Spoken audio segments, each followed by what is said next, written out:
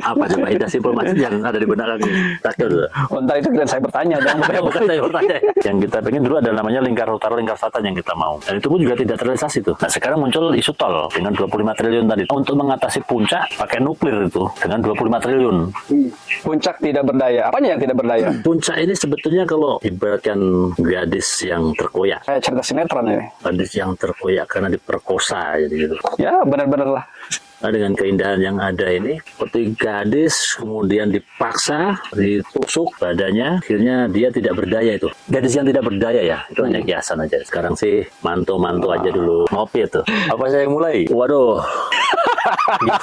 Udah belum. Malah ketawa. Pasca ditetapkannya Bupati yang dari awal wakil, kemudian jadi LT, kemudian sekarang jadi Bupati. Selama beberapa bulan ke depan ini sampai Desember ini, apa yang diharapkan sama kepemimpinan beberapa bulan ke depan ini? Kebetulan ini orang Cisarua nih. Kebetulan juga saya tidak tahu apa saja yang sudah dilakukan itu. Hah?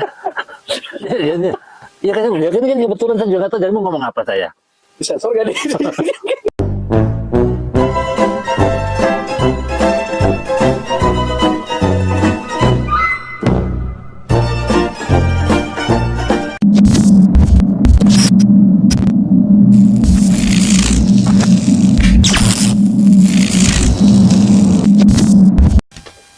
Udah. Hah? Udah. Ngopi itu. Ngopi. Udah belum. Malah ketawa. Apa saya yang mulai? Ya mulai. Ada ini milih tanaman yang ini ya. Tanaman hias ya. Tanaman hias ya untuk Sekarang hiasan. menyibukkan diri dengan tanaman hias. Ya, anggap aja gitu dulu aja. Sudah berapa tahun bergelut di bidang tanaman hias? Sebenarnya kalau ini kan dari hobi aja, hobi. Yang kemudian dari situ ternyata dengan hobi itu juga muncullah pertemanan, muncullah silaturahmi. Ternyata juga banyak juga komunitasnya, banyak orang-orangnya juga yang kita rangkum. Akhirnya bisa keluar semuanya orang-orang itu menjadi satu komunitas. Dan saya nilai ekonominya. Kalau sekarang kita bikin Astati, Asosiasi Pecinta Tanaman Hias Indonesia. Berdiri sejak 3 tahun yang lalu ya. 3 tahun yang lalu. Ketuanya? Ya kebetulan saya pendirinya, dan saya ya, otomatis saya mau jadi ketua dong pendirinya. Sampai nanti mungkin muncul generasi yang lanjutkan lagi, barulah Apa mereka. harapan dari keberadaan Astati ini? Ya bisa memberi apa ya warna, bisa memberi motivasi, bisa memberi inspirasi bagi orang untuk bagaimana sih tanaman hias itu, apa sih asiknya, dan bagaimana cara merawatnya. Mungkin akhirnya orang tahu bagaimana sih ketemu teman-temannya, bagaimana sih marketingnya, itu bagaimana sih bermain ekonominya di itu, dan apakah harus dengan ekonomi kan juga enggak juga. Dengan kesenangan ini kan kita udah kepuasan batin kita dapat nih, dan itu lebih mahal. Kita tata ruangan kita seperti, kalau saya bayangin kan sebetulnya kan senangnya tuh bagaimana ruangan kita seperti kita di hutan, di alam gitu, tapi tertata enak gitu. Dan itu kan juga bicara mudah tapi bicara susah juga karena untuk proses seperti ini aja kan berapa tahun. Dari kosong seperti ini. Ini ya. Iya, dari seperti ini sebelumnya tuh. Yang ini nih. Dari kosong ini nih. Nah, sampai dia merambat hidup bener-bener itu kan 1 tahun lebih. Butuh proses yang ini ya. Panjang. Nah, kalau udah alami gini mau dipindah kemanapun kan udah. Tapi kalau sini kan belum kelihatan tampilannya bagus. Apa dampak yang diharapkan dari keberadaan Astati ini ke penggiat tanaman hias yang ada di puncak? Ya minimal puncak itu bisa menjadi sentra juga. Sentra tidak hanya kan kalau di Bogor itu sentra tanaman hias ada di mana itu namanya? Ciapus ya. Kalau kemudian Ciapus sama Cipanas atau Cianjur. Nah di puncak Ciawi Megamendung itu kan tidak disebut sebagai sentra tanaman hias tuh. Karena salah satunya kita tidak melihat di pinggir jalan siapa yang jual tanaman hias. Kalau kita masuk Cipanas, udah pinggir jalan tanaman hias semua itu. Kalau ke Ciapus, rata-rata tiap rumah juga muncul di kebun-kebun di rumah masing-masing. Kalau di puncak, rata-rata kan hanya sampingan. Main tanaman hias hanya sampingan yang punya jaga villa, dia jualan. Kayak gitu. Jadi belum menjadi mata pencarian yang utama. Berapa anggota? Kalau anggota di ini berapa ya? Ada 100-an lah. Lalu yang aktif sih sekitar 50-60 orang ya. orang. Dari 3 kecamatan itu. Apa hanya berpusat atau berfokus di puncak atau sudah melebar ke tempat lain? Kalau keanggotaan di Astati dalam dia pun keanggotaan tidak menjadi anggota formal, tapi secara nasional kita juga ada juga grup nasional itu yang anggotanya dari 100 orang lebih di Astati itu. Ini kayaknya bagus nih buat saya. Boleh. Tinggal dipilih. Oke. Buat yang sedang cari tanaman hias bisa langsung datang ke Ya sambil ngopi sini lah, sambil nyari di sini. tanaman apa, tinggal pilih Bisa datang mana langsung ke kebun Astati. Kebun Astati ya. Jadi Kampung buat Cabang. pecinta tanaman hias bisa langsung datang ke Astati yang berlokasi di sentra botanik tanaman hias. Langsung bertemu dengan Kang Mas Nyotonya langsung nih sebagai founder ya dari Founder Astati. Astati. Iya. Assalamualaikum warahmatullahi wabarakatuh. Alhamdulillah kita berjumpa lagi di podcast Portal Cisarua dalam tema Puncak Kata Mereka. Hari ini Puncak. Minggu 10 Oktober 2023 bertempat di Kebun Astati yang berlokasi di Sentra Botani Tanaman Hias Desa Ciberem, Kecamatan Cisarua. Pukul 23 ya, lewat 34 menit ya. Ya jam 11 lah ya. Podcast tengah malam ini. Jadi temanya ini kayaknya yang ngeri sedap nih podcast ini. Telah hadir di depan saya Mas Nyoto, atau saya biasa manggilnya Kang Mas Nyoto. Aktivitas apa nih? Apa nih Kang Mas? Kita Aktivitas berkebun sama jadi tukang kerupuk lah. Apa perlu disebutkan nih? Domisili tinggal di mana tinggal? Ya tinggal di kebun. Tinggal di kebun. Tinggal di kebun. Soalnya ini tadi sudah ngobrol panjang lebar ya. Harusnya podcast dari awal gitu. Kita baru mulai. Aktivitas berkebun aja ya. Ya sementara berkebun aja dulu. Biar lebih tinggi suaranya, agak tinggi suaranya. Emang kurang kenceng. Berarti teriak Kencengin lah. berarti kurang. Siap. Sudah lama tinggal di Puncak? Waduh. Puncak mah udah 20 tahun nih nggak terasa nih. 20 tahun 20 tahun. dari single. Enggak lah. Udah bawa keluarga di sini. Bawa keluarga. Aslinya di mana sih aslinya? Asli kita dari lereng Gunung Lawu. Sekarang kita di lereng Gunung Gede. Jadi dari gunung ke gunung. 20 tahun sudah sangat menyatu dengan Puncak ya. Ya, alhamdulillah. Tahun berapa itu? 2003 tepatnya, pas 2000 tahun, maksudnya ulang tahun saya nih. 2003? Iya. Oh. 2003 kita masuk Puncak, sekarang 2003. 2023 ya. Iya. Ya inilah Kang Mas Nyoto ya. Selain berkebun, aktivitas apa aja? Ya, saat ini sih nggak terlalu banyak lah. Saya banyak yang kurangi kegiatan-kegiatan, kita kurangi dulu. Kalau saya lihat kan sangat-sangat intens ya memperhatikan persoalan yang ada di Puncak. Ya kemarin-kemarin, kalau sekarang sih mantu aja dulu. Apa lebih menikmati apa yang sudah ada dari persoalan itu? Kalau menikmati, saya selalu menikmati situasi apapun ya. Situasi apapun. Situasi apapun kita nikmati. Tapi kalau menikmati dalam konteks tertentu ya itu perspektif orang. Iya. Karena kalau kita ngomongin enggak pun orang juga mungkin bilang itu menikmati ya. Biarkan pikiran liar orang, kita bebaskan aja berpikir. Kalau punya perspektif masing-masing. 3 kata dong untuk Puncak, singkat. Ya. Singkat, padat. Nah, gitulah pokoknya. Yang jelas ya ini. 3 kata untuk Puncak. Indah, terus kemudian tidak ribet. Nggak ada kata kemudian, ulang lagi. Hah? Nggak ada kata kemudian. Oh, oke. 3 kata untuk Puncak. Indah, tidak ribet, macet. Tidak ribet, 4 kata itu. 4 kata. Indah, tidak ribet, macet. Ada kata-kata indah, tidak indah. Itu ada 2 tuh. Berarti harusnya gimana? Iya, Puncak. Oke. 3 kata untuk Puncak. Indah, simple, macet. Nah, indah, simpel, macet. Itulah 3 kata dari Kang Mas Nyoto, indah, simpel, macet. Bener nggak? Iya. Ya, benar-benar lah. Apa coba indah, simple, macet yang ada di benak Kang Takil tuh? Oh, ntar itu kalian saya bertanya, jangan bertanya. Bukan saya bertanya. Kang Mas, Oke. menurut Kang Mas, Puncak itu seperti apa dan bagaimana?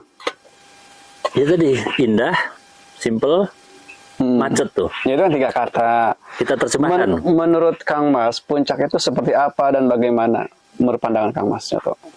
Puncak ini sebetulnya kalau saya sering sampaikan itu ibaratkan gadis yang terkoyak. Gadis yang terkoyak. Gadis yang terkoyak. Kayak cerita sinetron ini. Begitu, sinetron ya. Ada yang gadis terkoyak ya. Apa? Kayak gitu. Puncak itu menurut Mas seperti apa dan bagaimana? Gadis yang terkoyak karena diperkosa jadi gitu. Nah, dengan keindahan yang ada ini ya apa ya ibaratkan saya bilang itu seperti gadis kemudian dipaksa ditusuk badannya yang akhirnya dia tidak berdaya itu. Tidak berdaya. Puncak itu. Puncak tidak berdaya. Apanya yang tidak berdaya?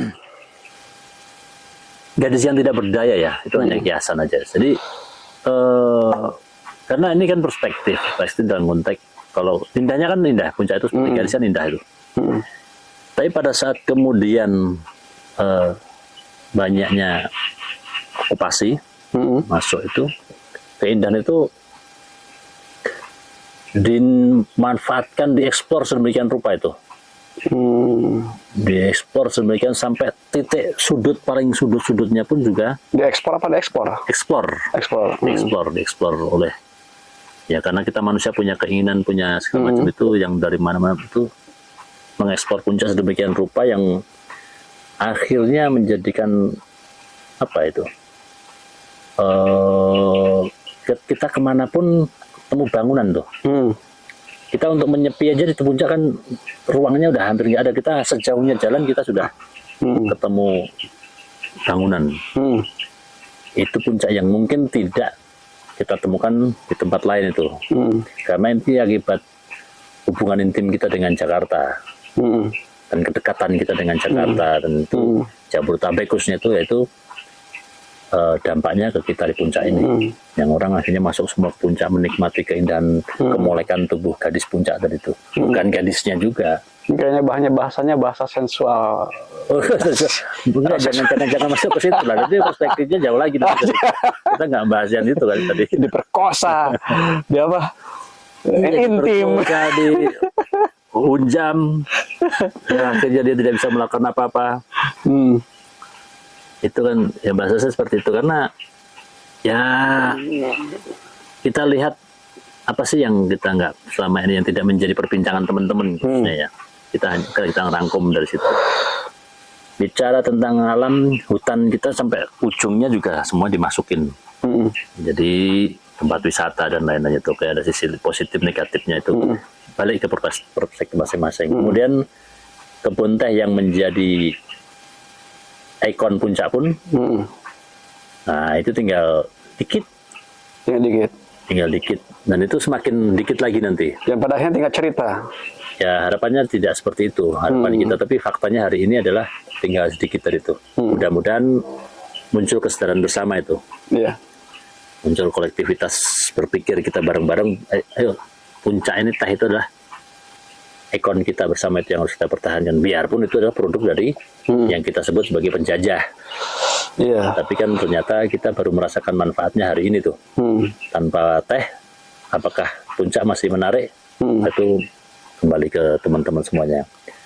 Kedua pada saat kita bicara tadi air sungai itu dari ujungnya di mana sih kemudian habisnya titik puncak itu di mana sih apakah kita juga masih bisa menikmati keindahannya itu karena dari titik ujungnya munculnya sungai juga udah sampah dan itu udah berlangsungnya bukan hari aja itu pemerkosaan alam yang dilakukan oleh manusia tadi itu yang tadi saya bilang akhirnya dan tidak bisa apa-apa faktanya karena sampahnya juga masih ada aja itu karena sampah itu tidak hanya yang berupa fisik plastik dan tapi yang limbah cairnya kan yang lebih mengerikan itu itu yang akhirnya kita tidak terlalu mudah untuk mendapatkan spot yang asik di puncak khususnya di aliran sungai tadi. Kemudian aliran jalan ya macet menjadi perbincangan kita yang nggak pernah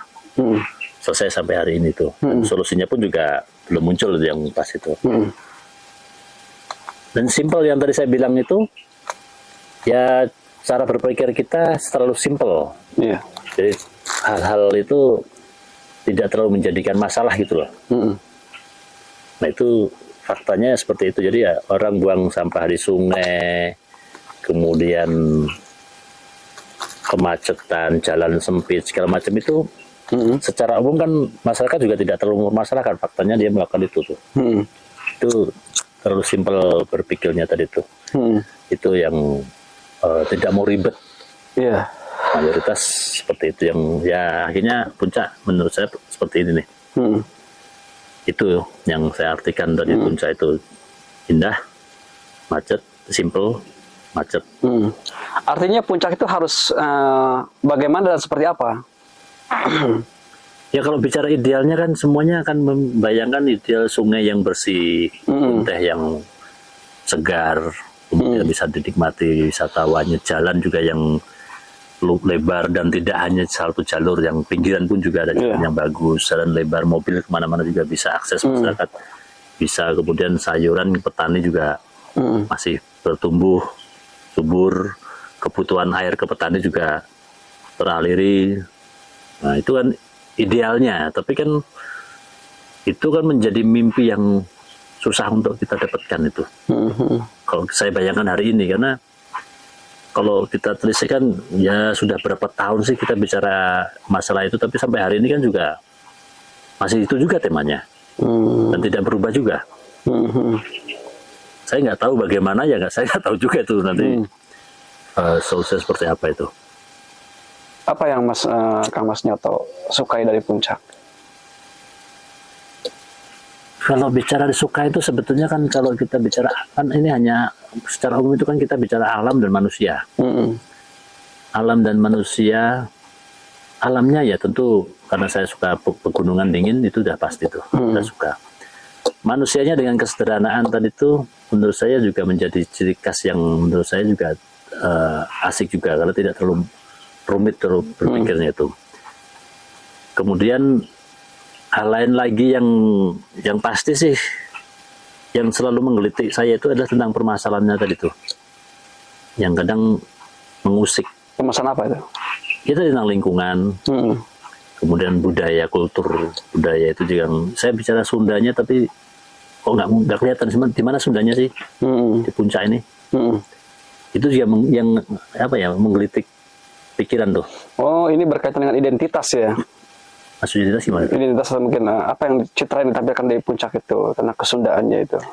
Ya itu kalau tadi kan pertanyaannya kan apa yang menarik tadi itu sebenarnya kan itu yang menjadi saya menarik puncak, yang harus kita pikirkan di situ, yang menarik menjadi daya tarik pikiran saya untuk berpikir tentang puncak, tentang hal-hal itu tuh yang menjadi tantangan. Itu menarik. Tapi kalau secara umum kan yang tadi saya bilang kalau alamnya sudah menarik. Iya, alamnya sudah menarik. Kemudian masyarakatnya juga asik kok. Iya. Cuma tidak dibarengi dengan pembangunan kultur yang benar-benar tadi tuh. Itu yang kita belum kelihatan. Nah, itu yang menarik untuk kita pikirkan itu. Apa sih solusinya? Terus bagaimana sih langkahnya? Siapa sih yang harus berperan itu kira-kira? Itu kan yang menjadi daya tarik kita untuk tentang puncak ini yang tadi dalam konteks pribadi itu ya. Iya. Konteks pribadi, kalau masalah orang lain kan pikirannya orang lain lagi beda lagi. Iya. Kira gitu. Apa yang tidak disukai di puncak dari Kang Mas Nyoto? Apa ya?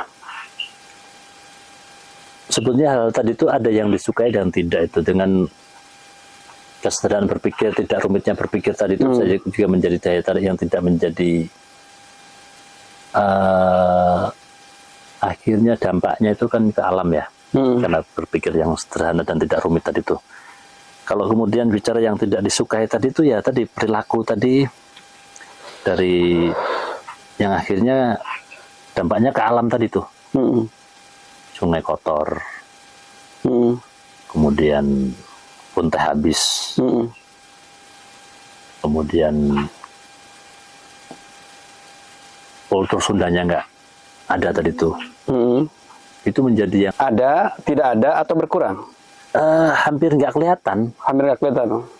Dari ciri khasnya apa sih, bangunan segala macam, kita juga tidak Oh, itu melihat yang dimaksud tadi itu. kultur Sundanya itu. Sejarah Sunda itu kan berarti ada ciri pembangunan yang mencirikan kesundaan, itu kita nggak melihat. Kemudian kalau tutur bahasa Sunda itu muncul, tapi kemudian budaya-budaya Sundanya hampir nggak kelihatan. Ada, itu ada, tapi dari mulai upacara adat kita nggak lihat. Wayang golek pun juga ada, tapi jarang banget tuh. Hanya di event tertentu, dan itu pun sudah jarang ya. Jaipongan hampir nggak kelihatan juga kita. Kemudian kalau kita hajatan, yang musiknya degong apa segala macam juga hampir nggak kelihatan itu. Itu yang kadang saya tidak suka di situ. Tapi kan ini berbicara konteks selera mungkin dia, karena kalau misalkan ini kan ke masyarakatnya sendiri. Ketika memang ada event-event tertentu, misalkan hajatan nih ditampilkan Jaipong, mungkin masyarakat juga terhadap rasa interestnya itu. Ya saya tidak menyalahkan itu, cuma kan tadi pertanyaannya kan apa yang tidak disuka ya. Saya lebih suka kalau kultur Sundanya itu lebih menonjol tuh. Menonjol. Kelihatan ini orang Sunda, sungainya bersih. Jalannya nggak macet karena banyak jalan. Itu yang kalau kita bicara suka dan tidak suka tadi. Tapi bukan berarti saya menyalahkan masyarakatnya, nggak ya, karena itu memang mungkin situasinya seperti itu, yang terbentuknya seperti itu kan. Apa ya, cuma saya tidak bicara tentang itu kesalahan masyarakat atau itu jelek atau baik, saya nggak bicara di situ, karena itu kan akan kembali pada lain ladang lain belalang itu. Dan di mana bumi dipijak, maka di situ langit dijunjung. Otomatis kan biarpun saya di sini apapun itu kan saya harus ngikutin juga. Nah gitu dalam konteks kultur masyarakat, kultur budaya itu. Cuma kan pada saat bicara tidak suka, ya tadi saya tidak suka nih nggak sungainya kotor. Saya tidak suka di budaya yang Sunda nggak kelihatan. Itu kan konteks pribadi. Nah, itu maksudnya. Jangan salah persepsi yang menyalahkan orang.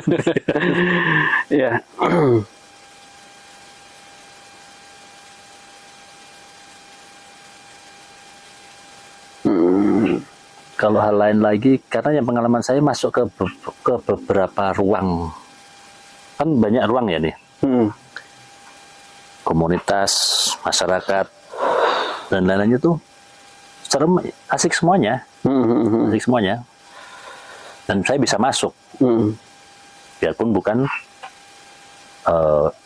asli Sunda ya, dan saya menikmatin itu sampai hari ini. Kalau enggak, mungkin saya sudah nggak betah lagi kali di sini kalau nggak punya banyak ruang teman-teman yang berbagai macam hal tadi itu. Lebih spesifik dong, apa persoalan yang diputus itu sebenarnya apa sih itu? Persoalan apa itu? Lebih spesifik, persoalan yang ada di putus itu apa saja sih? Ya sebetulnya itu aja sih. Kalau dalam konteks saya itu kan intinya alam, ekonomi, budaya, pendidikan, apalagi sosial, kan lingkup pola berpikir di situ, dan di alam tidak jauh dari itu juga tuh. Nah yang kemudian kalau spesifik yang dianggap masalah, itu tadi sungai yang kotor, kemacetan, kemudian kebun teh yang hilang, yang nggak hilang tapi semakin berbanyak berkurang. Terus kemudian kultur yang itu menurut saya itu masalah itu. Sungai mana saja? Nah kan ada beberapa ini ya, aliran sungai di puncak itu. Apakah termasuk semua atau hanya sebagian gitu sungai-sungai yang kotor itu? Kalau cerita sungai itu, yang paling parah itu kan Sungai Cisarua. Sungai Cisarua itu yang hulunya dari Safari keluar itu kan sudah, kalau Kang Cakil itu pernah nyusuri Sungai Cisarua belum? Belum. Itu dari keluar dari Safari itu kan sudah perkampungan semuanya, villa, kampung segala macam, sampai masuk ke pasar terus sampai tembus Ciliwung itu. Kanan kirinya udah perumahan, villa dan lain-lainnya itu. Sungai itu menjadi tempat pembuangan sampah terpanjang kalau pikir-pikir itu, karena limbah dapur, limbah kamar mandi, kemudian sampah. Masyarakat itu masuk situ semuanya itu. Itu yang Sungai Cisarua. Kalau kemudian Ciliwung dia menang pada bantarannya yang mungkin tidak terlalu banyak yang dekat dengan sungai itu, kecuali yang bagian atas itu. Nah, tapi anak sungainya yang berupa parit-parit itu yang keluar dari rumah-rumah apa sungai-sungai dekat dengan permukiman itu kan larinya ke semuanya tuh. Iya. Yang pada titik hujan ini sekarang kemarau. Kita apa yang kita lakukan di kemarau untuk antisipasi hujan, saya tidak melihat itu. Nah besok pas ini hujan kemarin, saya kemarin sempat mantau hujannya kemarin nggak seberapa ya. Naik ke Gunung Masana sampah itu muncul itu, kena aliran air dari hujan tuh. Dan turun kemarin yang saya perhatikan di daerah Limalang, atasnya Limalang itu, Kopo ke bawah, di depan Matahari itu hujan segitu aja, daun-daun yang kemarin tadinya di sungai, diparit, karena kemarau kan mungkin nggak terdorong ya. Ada hujan dikit, sampahnya daun-daun itu udah ke jalan semuanya juga. Itu baru segitu tuh. Nah, besok kebayang nggak kalau hujannya sudah masuk November, Desember, hujannya tinggi tuh, sungai yang tadinya apa sampah yang masih diparit itu kedorong semuanya. Tinggal kita lihat besok dampaknya seperti apa itu. Karena perhitungan saya tahun 2024 ini masuk siklus 5 tahunan tuh. Ya mudah-mudahan nggak terjadi apa-apa kayak tahun-tahun sebelum longsor dan sebagainya. Tapi ini waktunya siklus 5 tahunan. Mudah-mudahan dampaknya tidak terlalu gede itu. Apa yang harus dilakukan oleh masyarakat, pemerintah, kepeduliannya mungkin tuh terhadap sungai yang ada di puncak? Ya sampah selesaikan sampahnya di masing-masing. Jangan bawa sampah ke sungai lah, minimal bakar aja deh. Kalau memang tidak ada media penampungannya daripada dibuang mending dibakar deh. Toh kalau kita sampah kita seberapa sih dibakar juga. Ya katakanlah kita bawa ke pinggiran, bakar langsung aja di pinggir sungai kayak atau apa kayak. Kalau nggak punya lahan. Kalau tidak ada penampungnya. Iya kalau nggak ada penampungnya tuh. Kalau penampungan kan kalau di kampung-kampung kan jarang penampungan juga. Ada sih beberapa yang tarik, tapi kan tidak semuanya itu. Akhirnya jembatan-jembatan sungai itu menjadi tempat lomba membuang sampah itu pakai motor segala macam. Dan ini juga yang menjadi pertanyaan saya adalah ketika kampanye tentang lingkungan, kampanye tentang jangan membuang sampah ke sungai, tapi realita yang terjadi adalah malah kebalikan. Fasilitas yang untuk penampungan sampah sendiri tidak jarang atau malah tidak ada, yang pada akhirnya masyarakat sendiri kan membuang sungai. Itu gimana menurut tanggapan Mas Pak? Sebetulnya kampanye jangan, kalau itu kan sudah umum ya, jangan buang sampah sembarangan, jangan buang sampah ke sungai, itu kan bahasa umum. Tapi saya ajarilah masyarakat mengolah sampahnya sendiri, menyelesaikan sampahnya sendiri. Kampanye itu yang harus diberikan itu. Jadi jangan bawa keluar sampah kamu, selesaikan sampah kamu sendiri. Toh sampah kamu berapa sih, atau rumah paling berapa sih? Bawa ke pinggir jalan sambil nongkrong bakar kan sebetulnya selesai juga itu. Tapi jangan dibuang masih mentah, masih berupa gumpalan kantong plastik, karung segala macam yang dibakar lah. Itu aja sebetulnya itu yang harus karena biarpun nanti bakar itu sebenarnya orang asap, tapi dibandingkan asap mobil lebih parah mana? Kalau dibakar kan ya toh orang bakar juga tiap hari juga orang bakar juga. Karena kalau kita ideal sampah itu diolah, kemudian apa namanya itu ada bahasa apa itu dulu? Recycle itu 3R ya. Nah itu kan terlalu lama. Masyarakat kita juga tidak sampai ke situ. Kita juga tidak sampai ke situ itu. Selain limbah sampah, ada lagi nggak limbah yang lain yang mengaliri di sepanjang sungai-sungai yang ada di Cisarua? Ya kalau limbah kan cuma sampah. Namanya limbah kan sampah.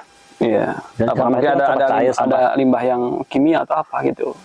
Kalau itu sih saya nggak lihat. Yang lebih parah lagi kan sebetulnya kalau masyarakat mungkin saya masih makfum dalam arti secara SDM ruang itu mereka tidak ada lah, karena ruang mereka sempit-sempit ya. Yang kadang saya miris itu adalah para pengusahanya. Kenapa itu? Satu, secara SDM dia mestinya lebih mumpuni. SDM mental, kualitas berpikirnya itu dia lebih bisa. Kemudian secara materi dia juga udah lebih punya. Kemudian secara ruang dia juga lebih memiliki ruang yang lebih luas ya. Tapi buang sampah atau khususnya limbah cairnya itu juga masih ke sungai juga. Ada itu. Ada. Di mana? Tapi kalau kita sebutin nanti nggak enak. Tapi Besok kalau mau saya tunjukin itu di pinggir jalan raya itu, pinggir jalan raya. Dan itu pernah dilihat langsung atau bagaimana? Atau Oh memang iya, ada tiap izin? hari.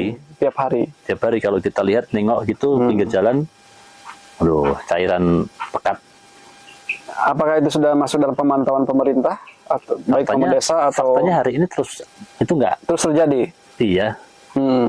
Ya mungkin belum diangkat di media aja. Nah, ini melalui podcast ini ada bocoran nih bahwa pemerintah harus melihat bahwa ada salah satu, Bukan salah satu, salah dua, salah tiga, ada inilah. dan itu Ini perusahaan ya yang membuang sungai. rumah makan gede juga hitungan saya itu. Oh, Dan masih di paritnya, dan yang masalah lagi adalah yang kelihatan di pinggir jalan raya Puncak.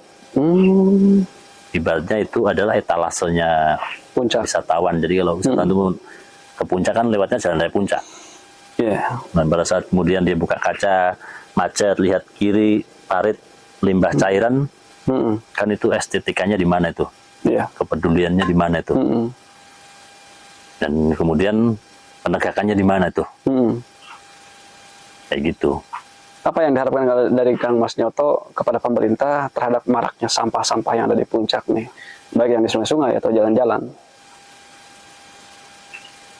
Ya, mereka harus lebih tegas kan, semuanya ada aturannya kan, perda ada, undang-undang lingkungan hidup juga Ya ada. Tapi kan teknisnya harus bagaimana, seperti apa? Mereka harus lebih jeli lah melihat permasalahan di lapangan, kemudian solutif. Solutif itu bukan berarti kemudian itu hadirlah mereka di permasalahan-permasalahan di lapangan itu. Apakah selama ini belum hadir? Ya kalau hadir mestinya tidak ada itu yang orang buang sampah sembarangan kayak gitu kan. Karena masih ada, artinya belum. Ya belum hadir itu berarti orang cakol gitu. Ya. Apa yang dikhawatirkan Kang Mas Nyoto nih di Puncak ini? Baik untuk Kang Mas Nyoto sendiri, keluarga, anak, gitu. Puncak ke depan. Nah, ini yang satu hal lagi yang kalau saya bicara Puncak ke depan, bicara tentang tadi karena anak ya, bicara berarti anak itu generasi ya. Nah ini sudah sering saya ungkapkan, biarpun masyarakat atau kita atau saya yakin teman-teman itu tiap hari juga berhubungan dengan itu semuanya, tapi mungkin tidak banyak yang berpikir apa yang saya pikirkan. Ini bicara tentang kultur.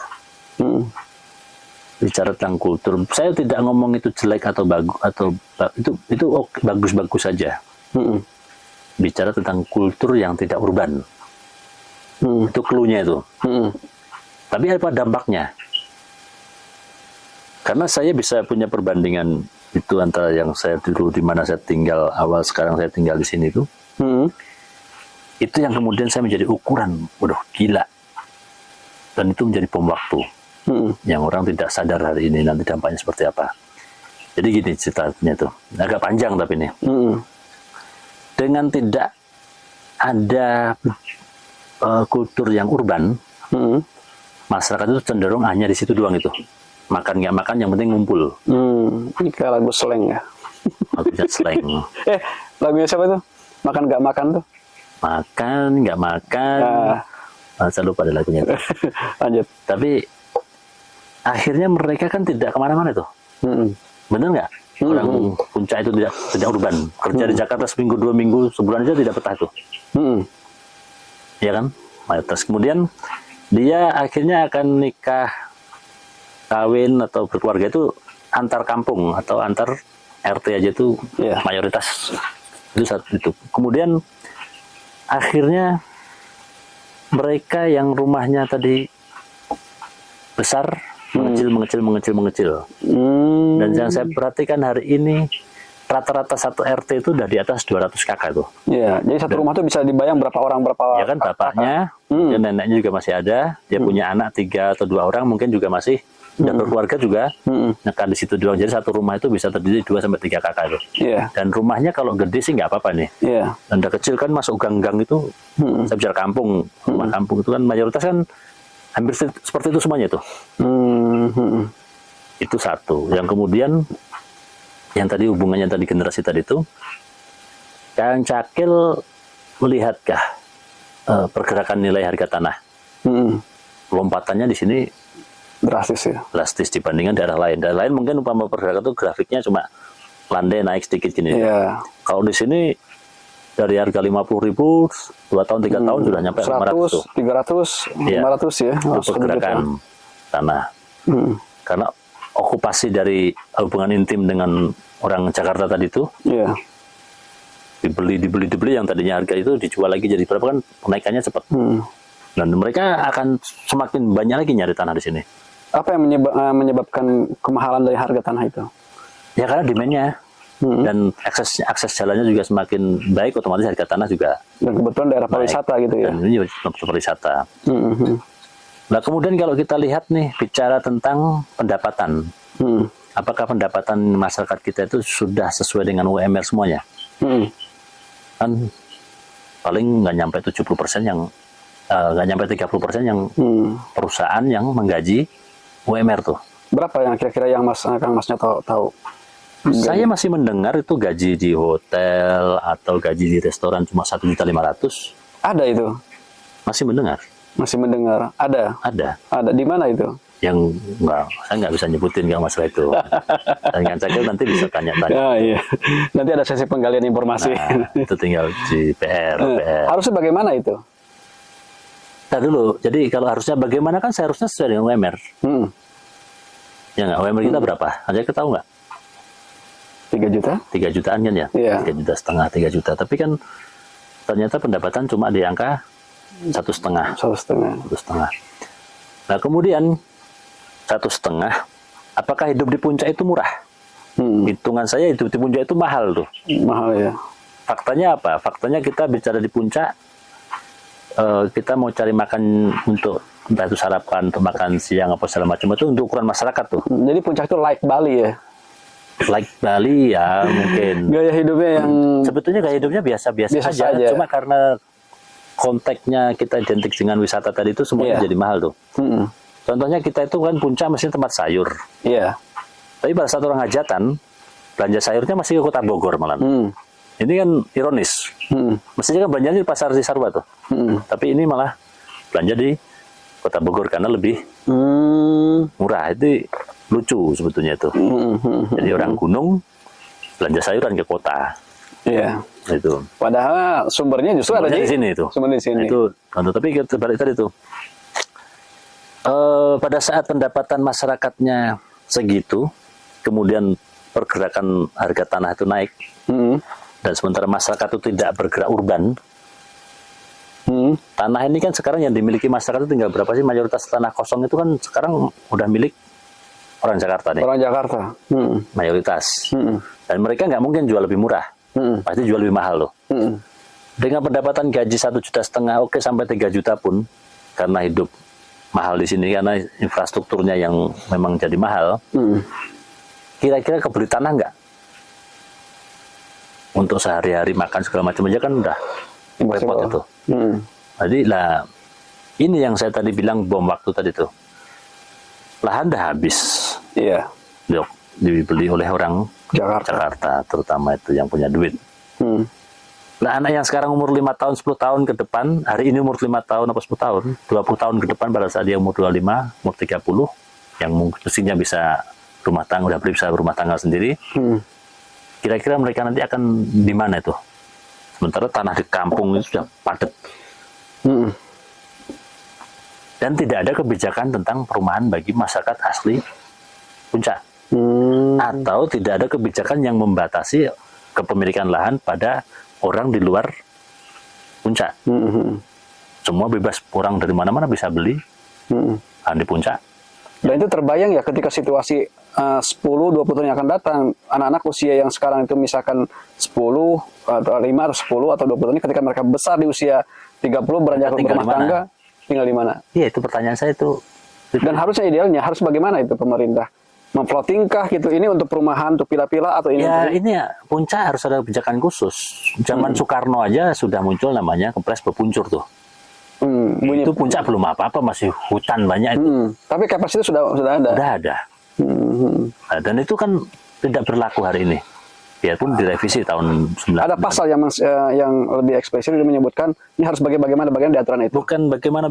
Kalau itu kan saya juga tidak membaca detail ya. Tapi minimal perhatian puncak zaman presiden pemimpin pada waktu itu yang masih jauh, puncak itu belum apa-apa aja udah. Yang saya pernah baca itu pokoknya 20 meter badan dari jalan itu harus tidak ada bangunan tuh. Dan realitanya sekarang itu Jangankan 20 meter, 2 meter juga ada bangunan. malah mepet ke jalan ya. Mepet ke jalan itu. Itu baru itu. Belum lagi mungkin lahan pertanian yang tidak boleh ada bangunan, bla bla bla bla lain itu pasti muncul itu. Nah, pada saat itu yang mesti harus dilakukan tadi ya.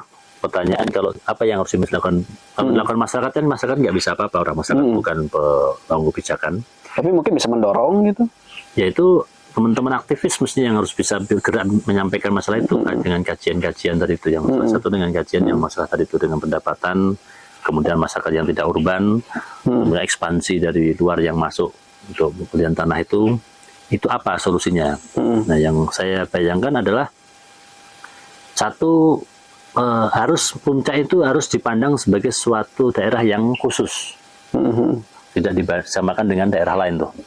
Dengan situasi yang hari ini seperti ini nih. Puncak harus dipandang sebagai tempat khusus. Kemudian dengan kekhususannya itu muncullah aturan. Satu apa?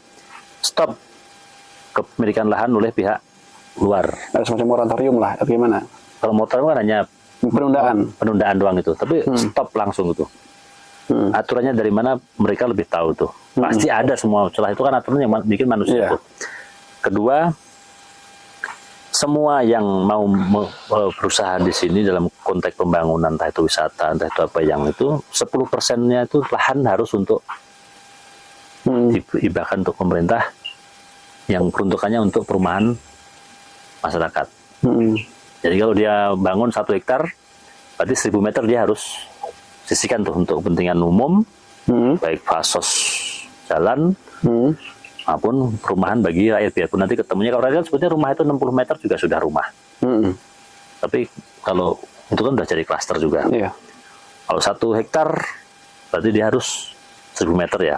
Kalau dia 1000 meter berarti dia harus 100 meter minimal seperti itu tuh. Kemudian dengan itu perlindungan itu masyarakat asli puncak itu masih mendapatkan huniannya itu. Tapi kalau enggak dia akan enggak mampu beli, yang akhirnya mereka akan bertumpuk-tumpuk. Kalau bertumpuk hidup dengan ruang yang sempit, rapat itu udah nggak sehat itu. Pernah nggak terbayang situasi ketika saat ini saja banyak tanah yang beralih fungsi menjadi coupling ya, tanah coupling itu. Mungkin di 10 atau 20 tahun yang akan datang, ya tadi balik lagi ini jawabannya. Satu kakak itu bisa, satu rumah itu bisa berapa kakak? Iya, hari ini sudah begitu. Ya kan? Artinya ketika misalkan di 10 tahun yang akan datang, ketika habis semua tanah-tanah di puncak itu beralih menjadi perumahan atau villa-villa, pernah terbayang sampai bagaimana? Nah, itu yang tadi saya bayangkan, itu yang bom waktu tadi tuh. Yang akhirnya masyarakat puncak itu dia tersisih kemana? Dia mau expand keluar dia udah nggak bisa. Iya. Karena nggak punya uang tuh. Jadi kekencet. Situasinya akan kekencet. Jadi rumah yang ada di sini itu udah di sini aja, dia tuh nggak bisa kemana-mana, itu mau keluar juga keluar kemana? Iya. Di lahan juga nggak bisa. Semakin akhirnya mau mahal. nggak mau ini naikin lagi, atau sekat tadinya ukuran kamarnya 1 kamar 3x3 atau 3x4 dibelah lagi tuh. Iya. Mengencetkan diri di situ aja gitu. Situasinya akan seperti itu. Apakah itu tidak menjadi pikiran para tadi itu? Para pejabat, para tokoh masyarakat, Para inohong gitu. Para inohong gitu itu. Nah, ini kan kita bicara panjang ke depan, karena ya fungsi pemimpin kan harus bicaranya visioner ke depan loh, bukan hanya bicara per 5 tahunan atau selama dia menjabat. Ya, yang terjadi hari ini kan pikiran pendek semuanya, tidak ada yang berpikir panjang, berpikirnya pendek semuanya. Itu kan masalah itu satu, itu tentang masyarakatnya yang berhubungan langsung, karena ini yang bicaranya kan apapun itu kan harus ke masyarakat, yang harus dirasakan baik buat masyarakat itu. Kalau saya pribadi ya karena saya di sini mungkin termasuk urban juga, imigran dari sana, saya hanya khawatir itu aja itu. Kalau tadi itu termasuk sampai pemakaman aja sekarang susahnya minta ampun. Beberapa titik sudah bingung tentang makam. Malah ada Nanti kemana lagi nanti tuh? Terus satu lagi yang lebih urgent juga itu adalah tentang tadi perkebunan teh. Perkebunan teh itu kan lahan negara yang dikelolakan oleh Gunung Mas, diberi HGU tadi itu, hak guna usaha tadi, biarpun HGU-nya udah habis belum, kita nggak tahu tuh. Nah, idealnya hari ini bukan sekarang di KSO-kannya gitu tuh. Karena kebun teh sendiri kalau kemudian itu tehnya dipelihara, oke, alasannya mereka adalah teh itu sudah tidak produktif secara ekonomi. Itu kan hanya alasan klasik. Hari ini sebetulnya dengan pertanian yang itu lebih maju lagi tuh. Teknologi lebih berkembang, masuk kok lebih malah tambah nggak bisa. Tidak diproduksinya tehnya pun dengan pegunungan teh itu aja, kan ada jalan semuanya itu. Masuk kebun teh itu kan ada jalannya. Iya. Baik jalan setapak maupun jalan makadam yang dulu tidak pakai jalan truk untuk ngambil tehnya itu. Kalau itu dibagusin teh jalannya itu, apakah kemudian tidak menjadi daya tarik bagi wisatawan untuk masuk ke dalam kebun teh? Ya kan? Kan luas itu dari mulai Pasir Muncang sana sampai sini tuh, kalau itu teh, masih teh semuanya nih. Kemudian berbayar tuh masuk kebun teh itu, mobil itu. Apakah tidak jadi duit? Iya. Jadi duit. Apakah kemudian hanya dari tiket doang? Tidak. Dia masuk, titik di atas ada namanya rest area, yang orang jualan, orang mungkin camping ground, tapi masih di area itu, kan jadi duit juga itu. Tehnya pun juga masih jadi duit tuh. Nah itu nggak harus dikaisokan oleh para pengusaha-pengusaha tadi itu, tapi tetap masih dikelola murni oleh PTPN tadi itu. Syukur-syukur PTPN juga tidak egois, libatkan masyarakat dalam pengelolaannya itu. Emang sekarang dirasa-rasa egois gimana? Ya egois, dia berpikir sendiri dan tidak melibatkan masyarakat aja untuk masuk juga susah. Bangun teh Gunung Mas. Kalau dia nggak egois kan, mestinya teh ini yang menjadi ekonomi puncak itu benar-benar dieksplor. Eksplornya bagaimana? Dia tidak bisa nih membuat produksi teh kemudian hidup, pabriknya faktanya kan tutup. Produktivitasnya menurun, yang tadinya sekian ton per hari mungkin sekarang cuma tinggal ratusan kilo kali. Nah kalau dia memang masih fokus di situ, kan di sini banyak ruang, banyak villa, banyak apa itu. Kalau biasanya tanaman pageran itu adalah teh-tehan, bukan teh beneran. Kenapa tidak dikampanyekan nanam teh juga? Nanam teh itu nanti masyarakat segala macam masuk villa itu kan diajarin kemudian cara membuat teh. Cara bikin teh, cara mengemasnya, sekarang ada dinas jadi Disperindak atau segala macam bisa ngajarin masyarakat, dilatih untuk membuat teh, meracik teh dengan rasa segala macam itu, kemudian dikemas seperti apa, yang akhirnya bisa dijual ke wisatawan. Wisatawan itu. Ini sekarang kita puncak sih, kita jual apa? Tehnya juga kita nggak jual. Nah kalau itu pun jual juga cuma produk Walini, bukan dari produksi ini tuh. Tapi kalau masyarakat dilatih, itu juga saya yakin akan menjadi daya tarik ekonomi masyarakat tuh. Kita bisa beli teh ke Gunung Mas kiloan atau berapa, kita bawa ke rumah, kita olah dengan campuri rasa buah, kemudian esen apa, aroma apa, kita kemas masuk ke villa, masuk ke restoran, masuk ke apa, welcome drink-nya itu teh juga itu. Semua hotel mungkin diwajibkan dengan welcome drink teh tadi itu. Itu sudah menjadi industri sendiri tuh. Dan idealnya di puncak ini ada semacam brand yang teh puncak gitu, tapi bukan merek lain gitu ya. Ya, itu kembali ke inovasi. Kopi aja sekarang kenapa malah jadi kopi yang menjadi menarik. Kopi bisa di brand sedemikian rupa tuh. Kenapa teh tidak? Kenapa teh tidak? Komunitas kopi berapa banyak, kafe berapa banyak. Tapi di mana kafe teh? Padahal itu salah satu cara untuk bagaimana tetap produktifnya teh yang ada. Iya, itu kan bisa menjadi produktivitas yang mendongkrak ekonomi masyarakat juga. Kita bisa kemudian beli teh, kemudian kita kemas, ya akhirnya kembali ke kelompok inovasi dari masing-masing kelompok masyarakat atau di kelompok masyarakat itu menjadi oleh-oleh itu. Karena teh kan tetap menjadi salah satu minuman yang utama bagi masyarakat Indonesia tuh. Kalau kita bisa mengemas, bisa membuat rasa yang memang itu, orang ke puncak titip teh dong. Sekarang ada nggak orang titip teh? Nggak ada, titipnya gemblong paling. Kan gitulah, teh ini itu menarik, teh itu sudah menarik, itu makan tidak sampai ke situ jauh, tidak ada yang berpikir sampai situ. Pandangan teh di depan mata, tapi yang dicari kopi sekarang deh. Iya. Minimal welcome drink aja ke setiap hotel, setiap restoran teh aja. Inilah teh puncak gitu Iya. ya. Tamu-tamu rapat segala macam itu wajib beli teh. Apa susahnya, orang dia juga, bank negara juga Iya. dipakai untuk itu. Itu satu itu. Kedua, dengan puncak ini disebut sebagai penyangga ibu kota, berarti kan kita harus mempertahankan lingkungannya itu, Iya. hutannya, alamnya segala macam itu. Nah sementara ini lahan PTPN yang milik negara, judulnya milik negara ini kan luasnya di atas 1.500 hektar total. Itu hari ini harus diambil alih oleh negara tuh. Jangan samakan dengan Lembang. Jangan dibilang negara ngambil alih kemudian disebut negara apa namanya mengokupasi lahannya rakyat. Kan memang lahan PTPN lahannya rakyat, kan bukan kan? Betul nggak? Ya jangan sampai nanti pas negara pengen ngambil alih karena punya tujuan besar tadi itu, negara dianggap mengambil alih. Yang penting negara mengambil alih itu kan untuk kepentingan orang banyak lagi.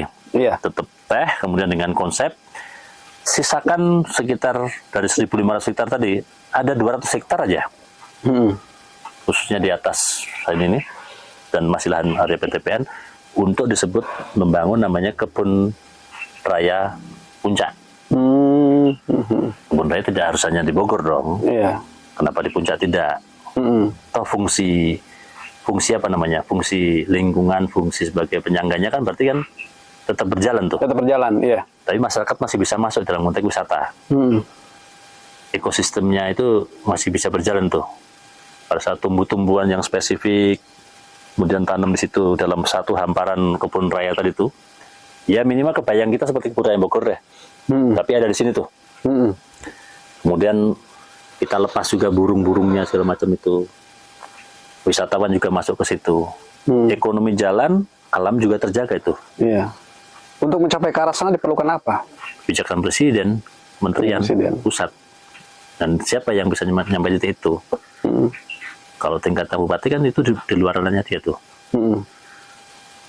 Itu. Nah itu kalau bisa sampai titik itu, udah. Kedua, tentang tadi saya bicara tentang budaya tadi itu, yang perlu dipikirkan, yang sering saya sampaikan sampai waktu itu ke Bupati juga itu, perlu adanya perda budaya tadi itu. Perda budaya. Perda budaya. Perda budaya itu, karena itu di situ akan muncul industri juga. Perda setingkat provinsi kah? Atau Cukup kabupaten, ini kan wilayahnya kabupaten. Kalau bicara wisata puncak ini kan mayoritas juga di ranahnya kabupaten ya. Dengan perda budaya itu bahasanya apa sih? Jadi Harapannya seperti apa nih gitu? setiap malam minggu, seminggu sekali aja. Semua tempat wisata, baik tempat wisata, hotel, restoran, resort, atau mungkin villa pun yang banyak kotet-kotetnya, ada sajian namanya degung atau kecapi suling atau yang lain lagi tuh. Itu jadi hitungannya udah berapa banyak hotel, berapa banyak villa, berapa banyak restoran yang akan memakai SDM-nya itu. Iya. Nah, siapa pelakunya? Anak-anak sekolah aja. Jadi sekolah itu sanggarnya hidup tuh. Pasti jalan, karena anak sekolah otomatis biayanya tidak akan semahal yang profesional loh. Mungkin sekali tampil dia dapat angkanya di angka 200 sampai 500 ribu pun yang masih anak sekolah kan cukup. Dengan durasi waktu 2 sampai 3 jam gitu. Jadi pada saat orang ke puncak itu malam minggu itu suara itu benar-benar Sunda tuh. Tidak terdengar dan yang musik-musik genre-genre barat apa Iya, gitu. jadi itu saya yakin pasti akan menjadi daya tarik wisatawan itu. Itu nanti industri yang saya sebut tadi berarti berapa banyak dibutuhkan SDM. Akhirnya anak-anak sekolah itu juga punya pendapatan sampingan tuh. Itu dari dia bekerja di situ sebagai pemain degung, pemain kecapi suling, mungkin tarian atau segala macam itu, sanggar-sanggar hidup semuanya itu. Kemudian berapa banyak dibutuhkan alat musiknya? Karena semuanya pasti perlu alat musik dong. Iya. Berapa banyak dibutuhkan seragamnya? Industri itu, karena seragam nggak mungkin setahun 2 tahun nggak ganti, pasti akan ganti terus itu, karena dia punya duit dari hasil dia main itu. Itu yang saya bilang perda budaya itu. Ketiga, bangunan yang mencirikan kesundaan tadi, oke lah kalau gapura segala macam terlalu mahal. Biarpun sebetulnya itu bisa dilombakan antar desa atau segala macam itu. Tapi minimal ada leit. Setiap tempat wisata, hotel, restoran, dan itu. Ada lagi yang mencari ciri Leit. khas. Kan kalau ngeliat kan, ukuran paling 2 meter persegi, itu juga udah menjadi ikonik. Pasti semua tamu akan berfoto di situ tuh. Dan kenapa sampai sekarang tidak terpikir untuk ke arah sana? Yang nyatanya di sana dong. Saya udah sampaikan ke Kepala Dinas Pariwisata Kang Deni dari dulu, udah berapa tahun yang lalu. Ke Bupati zaman itu, Bu Nur Rahyanti juga sudah sampaikan, tapi kan tidak ada itu. Tidak ada, faktanya nggak ada tadi. Ketiga lagi, saya tambahin dulu, saya kan selain tadi permainan seni tradisi di malam minggu, kemudian adanya leit. Ketiga, setiap Sabtu Minggu semua pengusaha pariwisata yang berhubungan dengan yang di pinggir jalan, termasuk pedagang kaki lima, oleh-oleh, kemudian karyawan hotel, karyawan restoran, wajib pakai totopong. Dan mencirikan juga. Jadi pokoknya setiap Sabtu Minggu itu orang itu melihat Sunda lah. Hari biasa bebas tuh. Berapa banyak dibutuhkan totopong.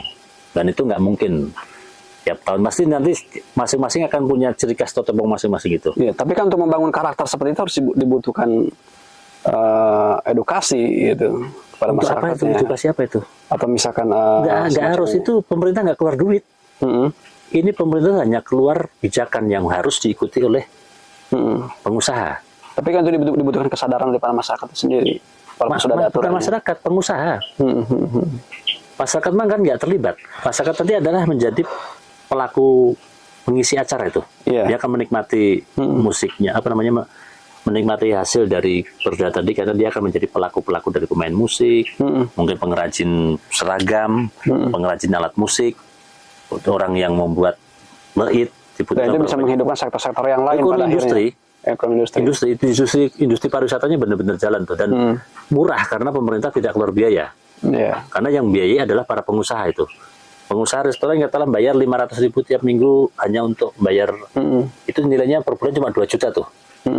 Itu hanya gaji senilai satu orang, nggak nyampe kalau dibicara UMR. UMR 3 juta, ini hanya mengeluarkan uang 2 juta tiap bulan, tapi dapat 3 jam orang main musik, mungkin 2-3 orang dibagi tuh. Masih masuk. Kemudian leit yang bangun adalah biayanya dari pihak hotel juga paling. Itu anggaran paling 2 juta, 5 juta, tapi berapa tahun bisa bertahan. Iya. Tapi yang kerja berarti kan dapat duit tuh. Iya. Yang punya bambu berarti dapat duit tuh. Dan masukan ya. Masuk. Totopong kemudian, berapa banyak dibutuhkan totopong, siapa sih ya? Harga paling berapa totopong? Paling 10.000, 15.000. Kalau karyawannya dia 10, paling berapa? 150.000. Ada berapa hotel sih? Yang Mas tahu di puncak ini ada berapa hotel? Ya ratusan. Dan itu bisa terbayang ya, ada home industry yang membuat kerajinan totopong ya. Itu udah terus bergulir terus itu. Tidak hanya totopong, tapi juga semacam sendal-sendal bakia atau Ya apa. nanti gitu. akhirnya akan ngikutin kan. Intinya hanya triggernya di situ tuh, pintu masuk di situ tuh. Yang akhirnya orang akan berlomba nanti. Sampai pada titik nanti setelah itu semua berjalan, sanggar-sanggar berjalan kan, festival-festival kan, festival katakanlah degung antar sekolah, antar sanggar. Kan semua berjalan akhirnya. Dari itu doang itu. Hitungan angkanya ketahuan. Berapa harus dikeluarkan sih? Pemerintah hanya mengeluarkan satu kebijakan, tidak mengeluarkan biaya. Yang mengeluarkan biaya adalah swasta. Nilainya berapa?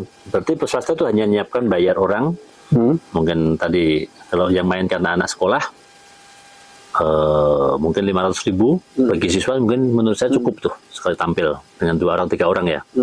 Nah, sekolah kemudian menyiapkan anggaran untuk membeli alat musik untuk berlatih. Kan sanggar tadi, sekolah punya anggaran dong pasti. Kemudian hotel tadi menyiapkan, hotel, restoran, villa membuat leit. Anggarannya paling 1 leit itu hasil 5-7 jutaan cukup. Dan berapa banyak akhirnya itu dibutuhkan. 2 juta, 3 juta yang tadi disebutkan. 2 juta, 3 juta itu untuk bahannya itu. Bahan-bahannya itu sama tenaganya. Tapi akumulasinya itu kan jadi 5 juta, 7 juta itu. Bahan, tenaga, dan lain-lainnya itu. Mungkin kira-kira itu udah bagus gitu loh. Kalau bicara sederhana, bambu doang ya nggak nyampe. Nggak nyampe. Nah, itu ngalir itu. Industrinya pariwisata ngalir tuh. Kerajinannya, segala macam kulturnya juga udah selesai. Yakinkah dengan umpamanya nanti ada kebijakan kewajiban untuk menggunakan totopong, tiap hotel atau tempat wisata itu ada leuit gitu. Yakinkah itu bisa meningkatkan taraf perekonomian masyarakat? Yakin. Gitu. Ya kan tadi, siswa yang tadinya siswa sekarang nggak punya kegiatan apa-apa. Kalau malam minggu itu kan, Rakel bayangin ada katakanlah, ada nggak minimal 50 restoran. Dari Ciawi sampai Gadok sampai Puncak nih. Oh ya, itu tidak hanya di hotel tapi juga restoran. Ada gitu restoran. Ya? Ada berapa restoran? 50. Kalau kali 3 orang, berarti sudah 150 orang tuh. Yeah. Kemudian ada berapa hotel? Kalau saya banyak bicara 50 doang, tapi kan ratusan. Yeah. So, 100 kali 3 udah 300 orang. Hotelnya juga 100 kali 3 udah 300 orang juga. Tempat wisatanya ada berapa puluh. Villa mungkin berapa, apalagi di villa banyak lagi tuh. Nah, yang pasti kayak gitu tuh dah. 1.000 orang per minggu pasti main orang. 1.000 itu berarti kalau dibagi 3 itu sudah berapa sekolahan? Jadi satu sekolah bisa mengeluarkan 6 orang, 10 orang untuk itu. Secara ekonomi juga bisa meningkat, secara budaya terangkat, ya. Terangkat. Dan secara sosialnya di mana masyarakat akhirnya teredukasi untuk lebih mencintai budaya. Iya, nanti akhirnya dampaknya apa? Dampaknya pada saat orang hajatan-hajatan tadi itu pakailah degung yang sudah biasa mereka mainkan itu. Dan kebanyakan adalah yang terjadi di pelipur hajatan itu adalah apa? Musik-musik yang lain lagi kan. Nah, orsin tunggal. Ya bukan kita mau geser itu, tapi ya nggak apa-apa mereka jalan. Tapi lebih kenapa ini tidak dijalankan juga? Ya. Kira-kira itu. Kalau kita nggak pikirkan kan, ya kapan lagi dan siapa? Saya nggak tahu juga itu. Kalau kita kan, ya kita bukan siapa-siapa. Kita hanya punya gagasan dan solusi pun kita kasih. Yeah. Tapi kan bukan pengambil kebijakan. Karena itu perlu kebijakan itu. Perlu keberanian ya. Perlu keberanian, kecuali kita sebagai aktivis harus demo tuh, dorong itu. Tapi kan, ya jadinya kan terpaksa itu. Ibaratkan buah, matangnya itu matang dipaksa. Tapi kalau kita dorong, kemudian para tadi itu, para enong itu menangkap itu, menurut saya tidak terlalu rumit. Pernah nggak sih diadakan pertemuan, kemudian dari pertemuan itu hal-hal semacam tadi yang digambarkan tadi, yang disampaikan tadi, disampaikan juga kepada pihak-pihak terkait, dalam hal ini pemerintah lah gitu. Kan saya bilang tadi, pernah itu kan sudah sampai titik tertinggi di kerajaan Kabupaten Bogor, yang namanya Bupati. Udah sampai titik itu. Pada waktu itu masih zaman Bu Nur Hayanti tuh. Jawabnya, ya udah itu nanti nggak usah pakai perda, saya bikin perbub saja. Nah, perbub berarti kan tidak perlu repot-repot tuh. Ya sudah ada perbubnya, belum? Sampai di Raisa sampai sekarang juga nggak ada perbubnya. Nah, kenapa itu? Ya nggak tahu lagi, balik lagi itu.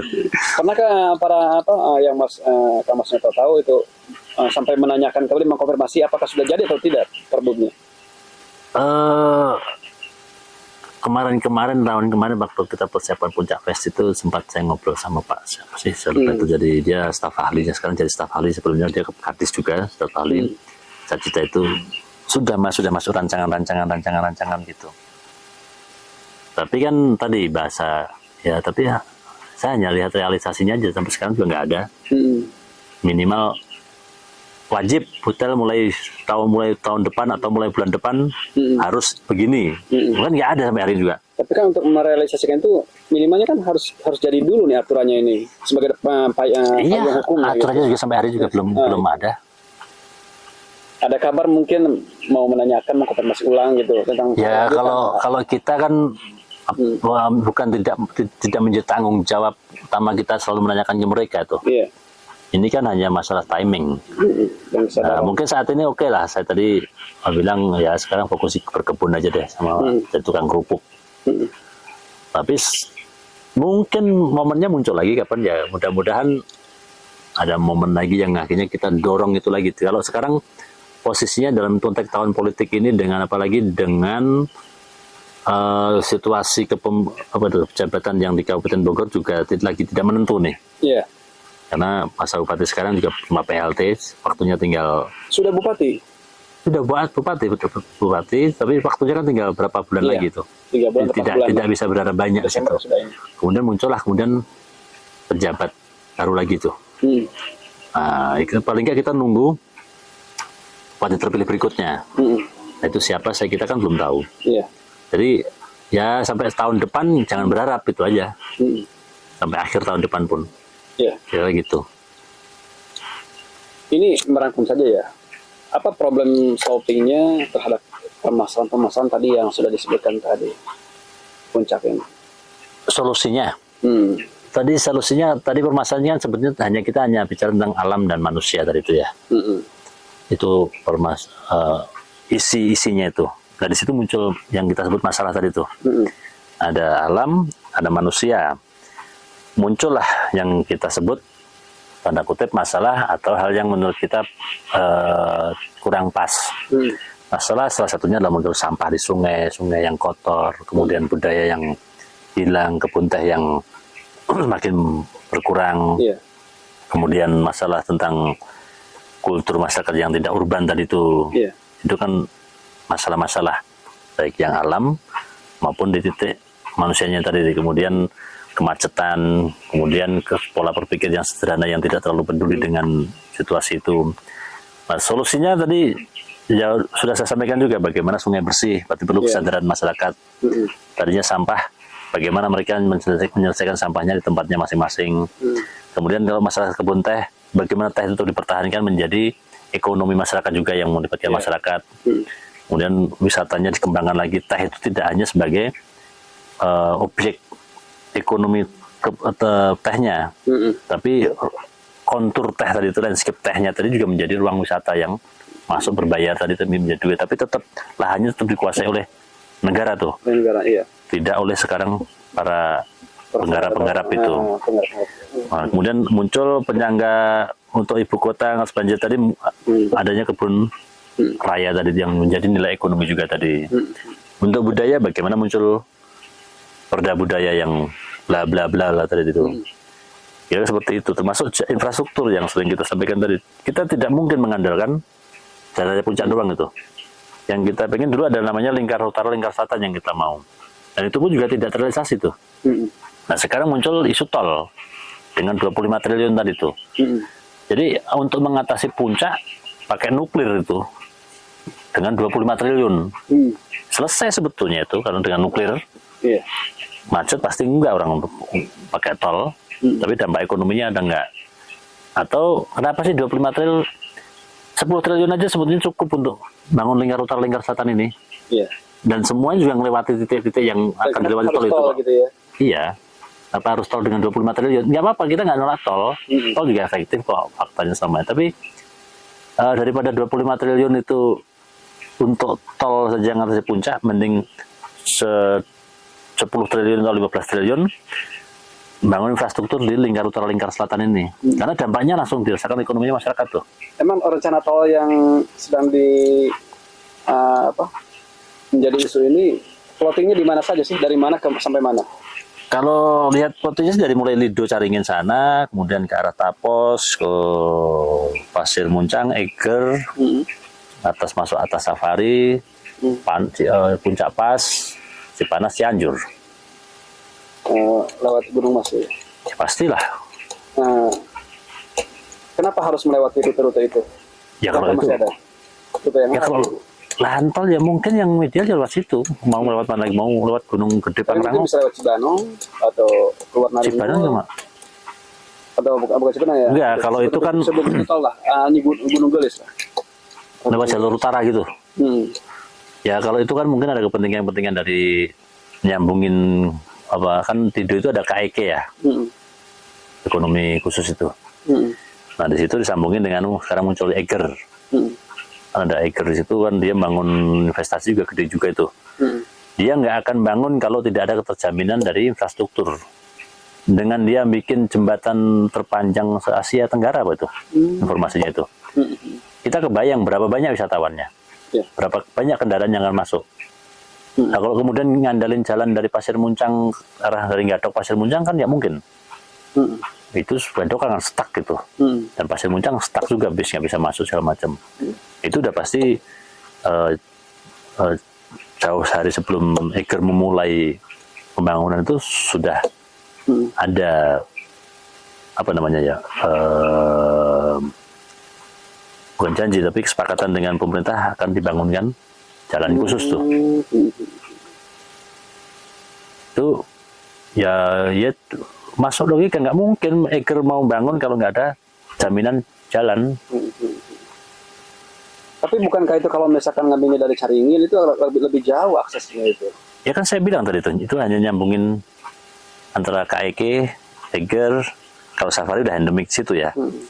Cipanas tadi itu. Nanti yang akan banyak lebih diuntungkan adalah Cipanas yang tadinya Cipanas sekarang lagi utara jalur timur dibangun kan. Sekarang mau dijemblongkan tol lagi. Cipanas nanti yang akan kita tetap aja sumpek karena kita tidak menikmati apa-apa. Ekonomi kita merosot. Yakinkah itu dengan keberadaan tol itu akan mengurai kemacetan? Yakin kalau masalah itu. Ya iyalah orang semuanya lewat tol, dari puncak segala macam lewat tol. Dari Safari pulang-pulang naik tol. Nah, otomatis yang jalan sini berkurang banyak. Kalau hanya itu yakin saya, tapi terlalu mubazir. Dan dampak ekonomi ke masyarakat sini kita hanya menjadi penonton. Tapi akses lebih jauh ya dari pintu tol Ciawi itu ke... Ya sejauh-jauhnya daripada macet 1 jam 2 jam dari Cisarua ke situ akan lebih efektif. Dengan bayar cuma katalah 10.000 mama. Tapi artinya itu untuk kepentingan korporat atau kepentingan masyarakat sih? Untuk mengurai kemacetan? Kalau itu kan kita bicaranya juga harus objektif juga. Pada saat kita bicara tentang, kan teman-teman juga jenuh dengan kemacetan katanya. Jenuh dengan one way. Kemudian tol itu kan menjadi solusi itu. Apakah kemudian itu tidak menjadi manfaat bagi masyarakat?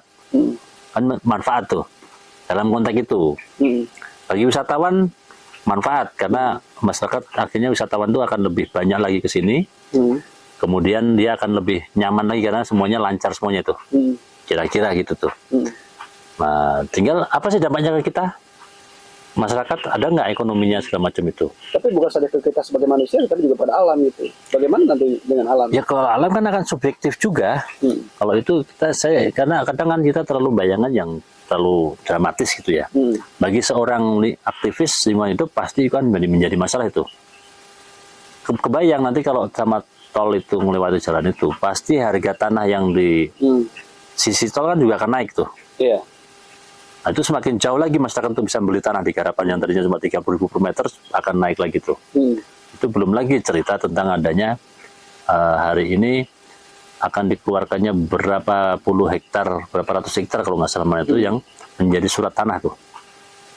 Habis puncak tanah itu jadi bangunan semuanya nanti. Dampak lingkungan, dampak itu nggak kebayang. Jadi ya kalau masalah bencana tetangnya apapun situasinya namanya bencana aja karena bencana itu terjadi disebut bencana kalau sampai ada korban harta dan nyawa. Selama tidak ada korban itu tidak disebut bencana itu. Longsor di gunung tuh, longsor di gunung parah-parahnya kemudian tapi tidak ada manusia yang di situ, tidak ada bangunan, itu tidak disebut bencana itu. Tapi kalau cuma sungai meluap kemudian ada rumah satu yang hanyut, biarpun tidak ada korban atau korban satu orang, kan disebut bencana. Dan proyek tol ini menjadi kontroversi gitu? Jadi siapa yang menjadikan kontroversi? Tidak kontroversi ya? Ya, itu nanti tergantung kontroversi itu kan ada kepentingan apa saja yang muncul itu. Karena orang munculnya kontroversi itu kan ada yang benar-benar mempermasalahkan itu dengan berbagai pertimbangan dari dampak lingkungan, dampak sosial, dampak ekonomi, dampak budaya, gitu. Nah, tinggal seberapa besar itu kontroversi yang muncul di masyarakat melalui kelompok-kelompok masyarakat itu. Kalau bagi saya tidak menolak tol. Saya percaya tol itu efektif. Artinya mendukung? Bukan mendukung, saya tidak bicara dukung-mendukung. Tapi saya bicara akan lebih efektif jika tidak tol. Kalau bicara puncak, kalau bicara hanya mengatasi masalah puncak atau dampak ekonomi. Ya jadi pembangunan jalan lingkar utara lingkar selatan tadi supaya pinggiran puncak itu ya hidup. Tidak hanya tengah ini yang hidup itu. Jadi puncak harus kita tak ulang ini oleh pemerintah pusat ini. Jadikan daerah khusus, aturan khusus, kita tak ulang nih infrastruktur segala macam. Yakinkah dengan mengaktifasi jalur alternatif ini bisa meningkatkan taraf ekonomi masyarakat juga mengurai kemacetan? Dalam kurun waktu tertentu yakin. Karena otomatis orang dari mana-mana tidak harus ke sana puncak semuanya tuh. Mereka pulang bisa lewat sana tuh. Atau tinggal kalau naik lewat sini, nanti pulangnya lewat sini. Bisa semuanya, lewat kiri bisa, lewat tengah bisa, lewat kanan bisa. Jadi banyak jalan, makanya dulu tagline kita waktu demo 2017 itu, puncak need multi-way, not one way. Jadi kita tidak butuh one way, kita butuh jalan yang banyak supaya bisa diakses dari mana-mana itu. Itu kata kunci yang salah satunya yang kita demo waktu itu. One way. Sampai hari ini one way tambah. Sejak kapan Bapak? Mau sejak kapan itu dari tahun 90-an sudah ada one way selama safari dibuka. Menjadi salah satu fasilitas kalau nggak salah itu supaya aksesnya cepat masuk. Suka atau tidak keberadaan one way? Suka dan tidak suka. Yang tidak suka. Hari ini kalau nggak ada one way, saya jalan ya. Tadi saya ke puncak, kemudian mau turun jam 12, setengah 1 udah tarik one way tuh. Itu udah one way aja macetnya minta ampun tuh. One way ya? Udah one way. Dari Gunung Mas sana sampai bawah lagi pasti tuh. Motor susah. Sampai berapa jam itu.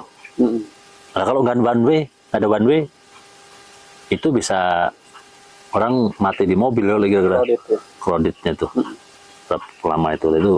Tapi kan ya dari zaman dulu sampai sekarang masa one way mulu sih. Masa jalan dari puncak doang sih? Apakah tidak ada alternatif lain? Kemudian Pemkab bicara untuk mengurai kemacetan puncak, dibangunlah jalan timur. Yakin jalan timur doang bikin lancarnya puncak? Saya nggak yakin. Saya yang bisa butuhkan adalah sebelum bangun tempat lain itu benahin dulu puncak. Jangan puncak nggak dibenahin, bangun tempat lain. Karena juga rusak-rusak juga nanti. Iya. Akhirnya masalah di mana-mana gitu ya? Iya, mending benahin puncak dulu sebagai ruang belajar bareng itu, evaluasi puncak itu baru itu oke. Puncak ketemu solusinya di sini, ketemu solusinya itu baru tuh nata di sana tuh bener gitu loh. Jangan di sini rusak, dapatkan kita punya rumah, ini udah rusak, ini jadi diperbaiki tapi bangun rumah baru lagi tuh. Sementara di sini ada manusianya nih, ada alamnya nih. Nah, maksudnya diperbaiki dulu sini tuh, baru kita berpikir tempat lain. Dan gitu. Bukan menarik, kita tidak menolak di cara dibangun, setuju, kita juga dukung.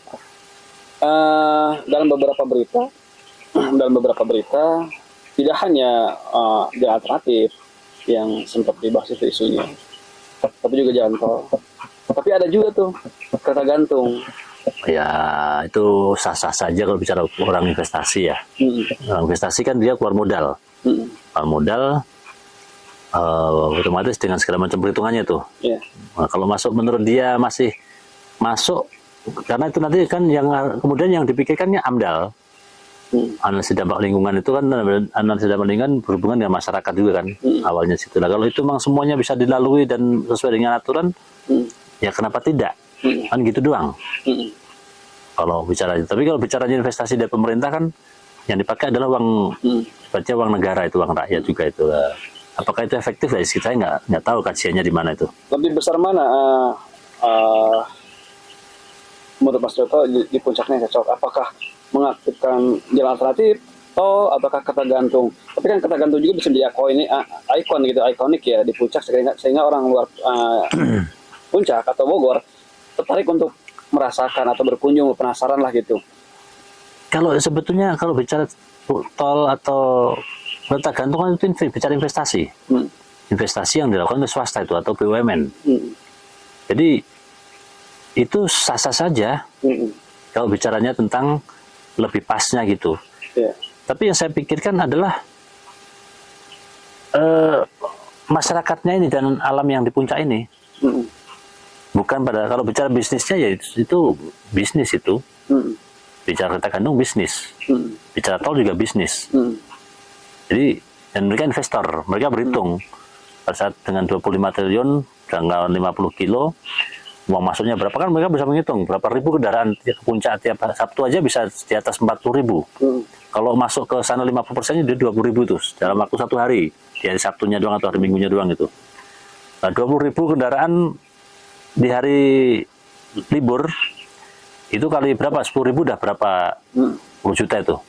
Hari biasa berapa ratus, hari biasa kita juga macet ini gara-gara crossing mobil-mobil mana tuh Cianjuran yang lewat Babakan Batu Layang itu motong lagi ke Pavesta, itu kan dulu tidak seperti itu.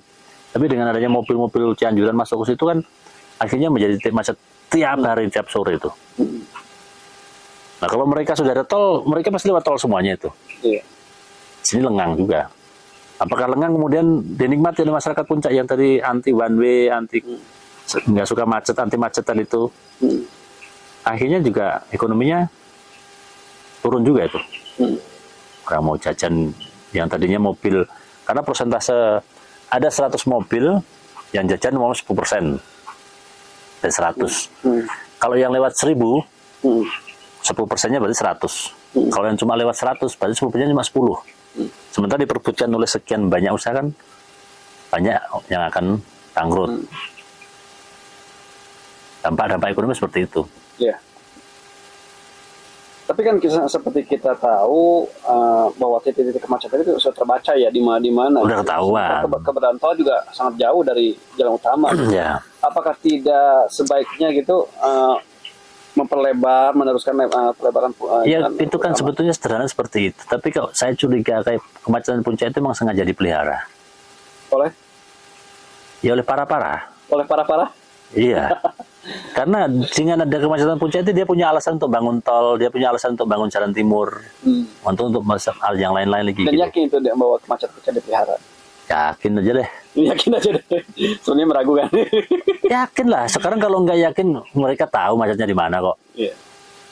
Kenapa sih tidak menyelesaikan 3 titik itu? Iya. Oh, titik Puncak itu jelas ya. Titik kemacetan Titik, Tukang Gadok, Megamendung, Cisarua, mana lagi? Kenapa tidak dilanjutkan pelebaran? Kenapa tidak dilakukan di titik itu? Fokus itu aja tuh. Gadok dengan flyover. Itu yang udah kita sampaikan tuh. Megamendung, bagaimana caranya, biayanya berapa sih? Bebasin yang samping-samping itu. Iya. Cisarua juga sama tuh. Mau flyover kayak Cisarua kayak atau apa kayak. Nilainya berapa sih? Berapa triliun sih? Dan itu yang mendasari pada akhirnya keluar kalimat seperti dipelihara. Iya, kalau nggak dipelihara nggak mungkin. Sekarang di aspal, umpama di aspal ya mestinya kayak hari ini aja nih yang fakta nih. Kalau kita lihat tanjakan Lengser, tahu nggak? Iya. Itu penyempitannya di situ jalan tuh. Oleh swasta yang lagi bangun sekarang itu dicor tuh samping yang sebelah kanan dari bawah. Agak lebar, oke. Tapi bawahnya kan tidak. Akhirnya balik penyempitan lagi kan. Kemudian penyempitan lagi ada di apa sebutannya atas Ciliwung itu, atas itu. Sebutannya apa itu? Bawah Gunung Mas. Tanjakan juga itu kan penyempitan itu tuh. Tapi masih ada spasi biarpun cuma setengah atau 1 meter kanan kiri tuh. Kalau logika kita kan umpama itu kan habis ini jalan itu sekalian. Dari puncak itu ya. Bukan dari puncak, maksudnya di yang titik penyempitan tadi itu loh. Itu dimaksimalkan gitu, sisa 1,5 meter 1 meter itu diaspal sekalian tuh. Karena toh tidak terlalu berfungsi paritnya segala macam, kalau memang ada parit ya tinggal dari bawah tuh. Nah, tapi hari ini tadi yang terjadi pengaspalan ulang di wilayah depan Gunung Mas sampai ke atasnya dikit tuh.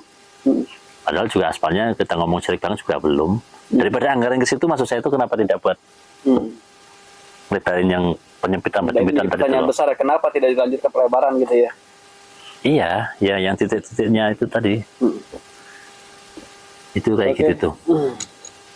Itu tadi ya, terhadap berbagai permasalahan. Dari beragam isu, dari beragam persoalan yang tadi sudah disampaikan, sejauh mana atau sejauh apa peran tokoh masyarakat, agama, LSM, ormas? Apakah sudah ada atau belum ada? Apakah harus bagaimana? Kalau itu nanti saya ngomongin terlalu kita subjektif ya. Bicara saya ngomong mereka tidak berperan, faktanya juga saya menyampaikan. Pasti menyampaikan dengan berbagai permasalahan sosial, permasalahan segala macam itu dan sebagainya itu. Termasuk teman-teman aktivis, teman-teman yang bicara lewat media, lewat demo segala macam kan juga sudah menyampaikan, terus suruh menyampaikan bagaimana cara seperti apa lagi. Bicara tentang kepedulian, teman-teman juga sudah banyak yang melakukan penghijauan, pembersihan sungai segala macam, sudah banyak. Terus apa lagi? Kan tinggal yang punya kebijakan, yang pegang anggaran, yang bisa menegakkan. Artinya dari beragam itu tokoh masyarakat, tokoh agama, LSM Ormas itu sudah menyampaikan keluhan-keluhan itu, tetapi Ya. hingga bagaimana pemerintah Iya, mengeksekusi. mau gimana lagi? Suruh demo terus. Mau suruh kita nutup gadok tiap minggu pacaran di situ, kita menari di gadok. Apa perlu gitu lagi? Ya kan kadang-kadang apa ya? Kadang harus begitu dulu baru mereka itu tergugah gitu loh. Iya. Ya tadi saya bilang makanya sekarang berkebun dulu. Ya barangkali besok kita tergugah lagi, kita nari lagi di gadok. Nari lagi. Ya itulah gambaran suatu persoalan isu yang ada di puncak dan jauh mana keterlibatan peran serta tokoh agama, masyarakat, LSM Ormas yang ada di puncak. Seperti yang kita dengar bahwa peran itu sudah dijalankan, tinggal bagaimana pemerintah menjalankan perannya ya sebagai Iya. eksekutor gitu. Mereka aware nggak tentang puncak ini? Nah ini merangkum lagi apa yang diharapkan pemerintah kabupaten, pusat terhadap puncak. Ini seperti pertanyaan mengulang ya. Tapi ini pertanyaan yang beruntun dan dijawab sesuai dengan pertanyaan tadi. Dijawab. Apa yang diharapkan oleh pemerintah kabupaten? Kalau diharapkan oleh siapa nih? Pemerintah kabupaten, pemerintah pusat terhadap isu-isu yang tadi yang disebutkan, walaupun Apa yang ada gambaran sedikit. Apa yang kita harapkan maksudnya? Hmm.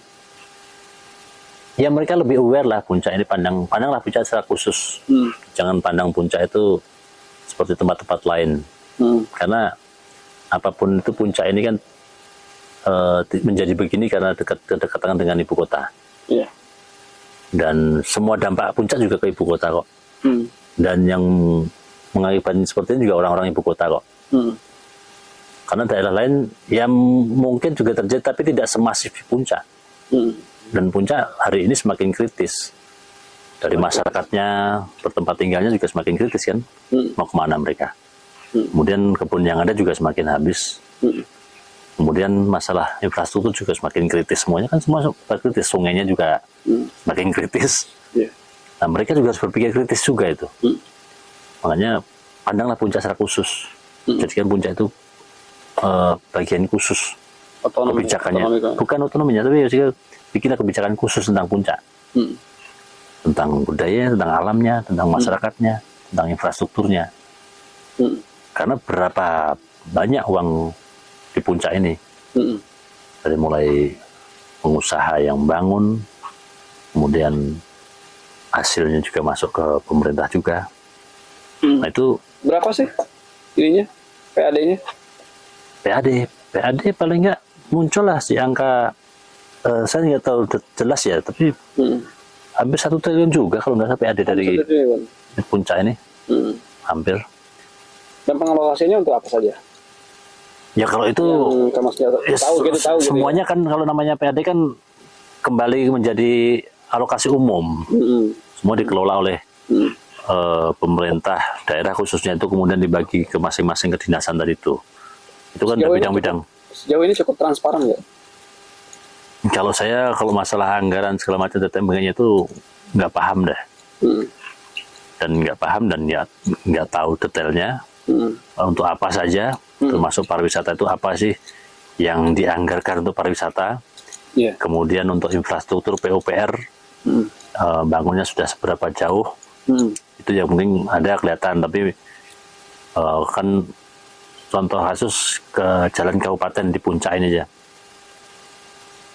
Yang jalan kabupaten, kemudian yang apa namanya sebutannya yang megah, yang lebar, terus kelihatan dibelah oleh lampu penerangan jalan, ada nggak? Kan nggak ada. Jalan pariwisata tapi ini. Iya, jalannya kayak jalan kampung semuanya. Ya pun statusnya adalah status jalan kabupaten. Nggak kelihatan gagahnya ke jalan kabupaten gitu loh. Dari itu pariwisata, tapi dari pariwisata. Belakang ya seperti itu. Nah, kemudian sektor-sektor lain juga sama aja, pertanian khususnya segala macam juga nggak kelihatan menonjol. Jadi itu yang saya bilang gelap tadi itu. Untuk masalah puncak tadi itu. Itu ya balik lagi ke karena tidak ada alasan bagi saya, semuanya itu ada tergantung dari seorang pemimpin. Biarpun kapasitasnya cuma bupati tuh. Karena sekecil-kecilnya bupati dia adalah otonom. Iya. Dia punya kebijakan darat. Dia bisa membuat kebijakan, dia bisa turun ke bawah, bisa mengalokasikan prioritas mana. Selama 5 tahun minimal dia mimpin itu. Itu. Tapi kalau dari kepala daerahnya tidak punya inovasi, tidak punya kemauan, tidak punya mimpi tentang itu, ya kita tidak akan berada banyak. Kan banyak daerah lain dengan kapasitas seorang bupati pun juga maju, ya pun tidak banyak banget ya. Pasnya wali kota yang kemudian bisa memimpin bagus juga banyak, ada juga. Nah, sama bagi bupati dengan anggaran yang hampir 8 triliun itu kan termasuk bupati terkaya kita. 8 triliun? APBD kita kan 8 triliun. Itu termasuk kabupaten terkaya juga di Indonesia. Hampir masuk kalau nggak salah 10 besar atau 15 besar deh. 8 triliun Kabupaten Bogor sebagai kabupaten terkaya. APBD, bukan sebagai kabupaten terkaya, menjadi salah satu kabupaten terkaya juga. Menjadi kabupaten terkaya. Itu APBD kita 8 triliun. Kalau sekarang model kota Bogor itu cuma 1,5 sampai 2 triliun itu APBD-nya. 8 triliun, tapi di Gadau pun tidak ada ini ya, ikon. Nggak ada itu, makanya nggak ada itu paling minimal ada welcome puncak dengan teknologi hari ini dan mencirikan kesundaannya tadi kembali tadi kan itu tempat gerbang utama, pintu gerbang. Tapi informasinya dari Pak Kadis tuh yang di grup itu katanya sedang diusahakan dan bisa menjadi bahan diskusi gitu apa, sedang penggodokan untuk ya kan itu sebetulnya kan mereka juga nggak perlu keluar biaya, dia hanya keluarkan aja tentang kalau perlu desainnya dilombakan lah. Welcome-nya seperti apa sih, bangunannya seperti apa sih, Videotron aja itu yang bayar kan akan vendor. Pemerintah hanya menyediakan desain yang kemudian desain itu dilombakan, akhirnya sesuai dengan keinginan masyarakat tuh. Jangan sampai asal bikin yang akhirnya juga mubazir juga tuh. Dan dari Videotron itu bisa menjadi sebuah sarana media promosi. Apa saja bisa, kan namanya Videotron sekarang digitalisasi tadi tuh. Ya biarpun biayanya gede tuh. Contoh kasus kemarin kita tanya yang di rest area aja dengan Videotron ukuran segitu itu 20 menit 20.000 nilainya tuh. Berarti kalau sehari itu berapa ratus juta tuh. Listriknya ya. Nilai tambah untuk Pemda ya. Iya bukan nilai tambah. Berarti minimal Pemda tidak perlu tapi dari Videotron yang dibikin oleh perusahaan vendor tadi itu, kan hotel-hotel di puncak akan iklan di situ. Dengan cuma garis atau suku-suku yang gede itu nilainya kan mereka akan perhitungan tuh. Dengan slide cuma 1 menit angkanya udah berapa juta sewanya. Kenapa Pemda tidak coba untuk the box ke arah sana? Ya balik lagi itu kepala daerahnya bagaimana pola berpikirnya. Ya kan itu biarpun itu jalan nasional tuh. Iya. Tapi kan tinggal kepala daerahnya berani nggak ngomong ke atas. Itu kan hanya masalah komunikasi. Dan Indonesia saya rasa hari ini asal mereka tuh bisa komunikasi ke atas semuanya juga mudah. Kalau mereka berpikir panjang bukan berpikir pendek dari itu. Bertempat tinggal di puncak dari tahun 2003. Itu balik lagi kita nih. Suka duka tinggal di puncak.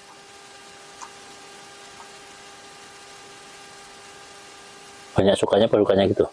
Ya, suka duka tinggal di puncak, selama tinggal di puncak apa saja? Apa ya? Kalau saya ini nggak terlalu apa ya? Nggak terlalu membedakan suka dukanya ya. Tapi kan sebenarnya ada lah gitu. Apa yang jadi sukanya, apa yang jadi dukanya di puncak? Yang jadi sukanya itu,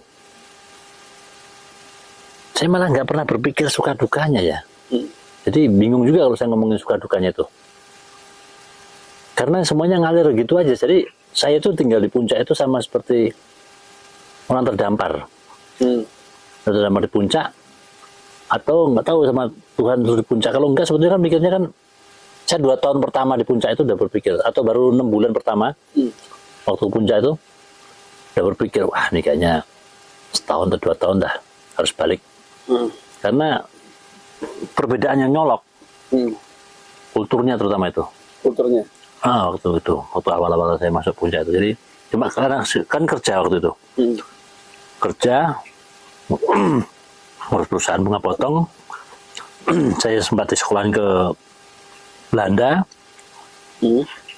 Kemudian suruh ngelola perkebunan itu. Kalau saya setahun keluar kan rasanya nggak enak. Oke deh, paling nggak 2 tahun. Saya keluar dari itu, balik ke sana lagi lah. Malah semua serba repot. Mau kemana-mana teh, jalurnya cuma itu doang gitu loh. Waktu itu dan lain-lainnya ya, Sang. Tapi faktanya masih sampai 20 tahun. Dan hidup saya dengan permasalahan yang ada di puncak. Hampir hari-hari itu berpikirnya di situ tuh. Nah, saya juga nggak tahu kenapa jadi di puncak jadi malah sekian lama ini. Kena tulah tadi pengen pulang tadi juga gitu. Jadi 2 tahun jadi 20 tahun sekarang. Itulah gambaran dari Mas Nyoto tentang puncak seperti apa dan bagaimana, terus apa saja persoalannya dan apa yang harus dilakukan oleh pemerintah maupun masyarakat. Terakhir, pasca ditetapkannya Bupati yang dari awal wakil, kemudian jadi PLT, kemudian sekarang setelah jadi Bupati, selama beberapa bulan ke depannya sampai Desember ini, apa yang diharapkan? Mungkin ada ucapan apa, misalnya ucapan selamat atau apa, gimana? Terus apa yang diharapkan selama kepemimpinan beberapa bulan ke depan ini? Kebetulan ini orang Cisarua nih, gitu, beliau ini. Kebetulan juga saya tidak tahu apa saja yang sudah dilakukan itu. Hah? Ya kan kebetulan saya juga nggak tahu jadi mau ngomong apa saya. Disensor gak nih? Enggak, ini kan saya bicara apa adanya. Bicara apa adanya, apa yang sudah dilakukan itu yang saya nggak tahu, biarpun saya juga ya sebelumnya juga sering ngobrol juga sama beliau sebelum jadi, tapi setelah jadi kan selama jadi wakil sampai jadi PLT sampai sekarang dilantik kan juga belum pernah ketemu dalam konteks kita ngobrol, juga belum pernah saya. Tapi kan setidaknya gambaran tentang program-program pemerintah itu dari Bupati itu sudah ada di medsos, sudah atau di pemberitaan gitu. Contohnya apa itu? Ya kan banyak juga, nggak harus disebutkan. Iya kan banyak, contohnya apa coba? Kalau saya sih nggak tahu tuh. Saya memperhatikan akun pemerintah Cibinong maupun secara personalitinya gitu kan. Apa yang dilakukan? Saya sebagai penanya nggak mungkin juga harus menjawab gitu, karena kan tadi situ artinya udah banyak dilakukan di medsos itu, berarti kan pernah baca satu aja coba. Apa? Saya kasih tahu saya. Kalau saya ada lah maksudnya gitu. Iya, kan saya saja bertanya gitu. Ya justru saya itu belum tahu apa yang sudah dilakukan itu ya. Apa tadi dia mencoba mencari tahu gitu. Saya tahu berarti googling dulu atau gimana nih? Kalau tanya ke siapa? Makanya saya coba tanya Anjaka yang katanya sudah baca di medsos. Satu aja coba, apa coba contohnya? Ada lah. Contohnya, biasanya bisa ngomentari. Ada. Contohnya apa? Ya seperti pembuatan sarana olahraga seperti di Go Metro. Terus yang kampung budaya di mana gitu, di salah satu daerah Bogor gitu ada. Kalau kita perhatikan di sosmednya pemerintah Cibinong itu ada tuh. Kalau yang daerah lain kan saya nggak begitu paham. Yang saya pahami kan mungkin hanya sekitaran puncak ya. Apalagi tadi bicaranya sebagai dia dari puncak tadi itu, yang saya bayanginnya kan harus spektakuler gitu loh. Jadi selama harus spektakuler ya? Di bayangan saya karena dia orang sini yang mestinya lebih tahu tentang permasalahan di sini. Dan sudah sering juga ngobrol sama teman-teman aktivis juga, saya rasa itu kan paling nggak ada suatu gebrakan yang benar-benar muncul. Tapi ya tadi karena mungkin ketidaktahuan saya tadi, makanya saya bilang nggak tahu tadi itu. Jadi komunikasi hanya terjadi ketika belum menjadi bupati, wakil bupati. Iya. Setelah itu habis jadi malah belum pernah. Belum pernah ngobrol. Belum pernah. Alhamdulillah sih. Komunikasi atau via ini WA atau gimana? Tambah susah lagi kalau gitu dapat WA-nya kan tersembunyi. Tapi setidaknya punya harapan nih selama beberapa bulan beliau nih. Ya mudah-mudahan sehat deh. Sehat. Iya, sehat.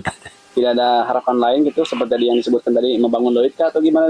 Ya dengan waktu sisa waktu 1 bulan mau diharapkan bagaimana? Iya. Nggak ada harapan apa-apa. Jangan berharap juga.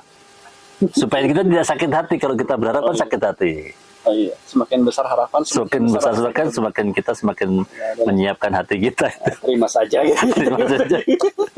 Terima saja dengan senang hati. Jadi Biasa aja. asik-asik aja. Udah mungkin besok setelah nggak jadi ketemu ya udah biasa aja dan nggak ada kesan apa-apa bagi saya gitu aja. Sejauh mana Kang Mas Nyoto mengenal beliau? Ya biasa aja, nggak terlalu dekat saya juga. Saya kan tidak kenal banyak pejabat. Para itu nggak banyak yang saya kenal. Kenapa tuh? Ya siapa saya coba tukang kerupuk sama tukang kebun terus mau ngapain doang? Ya itulah obrolan saya dengan Kang Mas Nyoto. Podcast tengah malam ini mah. Podcast tengah malam. Mudah-mudahan besok bisa langsung bisa podcast lagi di sini. Boleh ya? Enggak, silakan. Aja teman-teman sini podcast sini juga bebas. Alhamdulillah. Waktunya tidak terbatas. Iya. Semoga obrolan yang sudah berlangsung tadi itu bisa memberikan manfaat dan wawasan khususnya yang ada di puncak, hal-hal apa saja yang terjadi dan apa saja persoalannya serta problem apa yang harus dilakukan terkait teknis penyelesaiannya atau problem satunya. Portal Cisarua ucapkan terima kasih dan terima kasih Kang Mas Nyoto Sama-sama. sudah hadir Sampai ketemu di lagi. podcast ini. Assalamualaikum warahmatullahi wabarakatuh. Waalaikumsalam warahmatullahi wabarakatuh. Ini coba nih. Ini pakai kaca.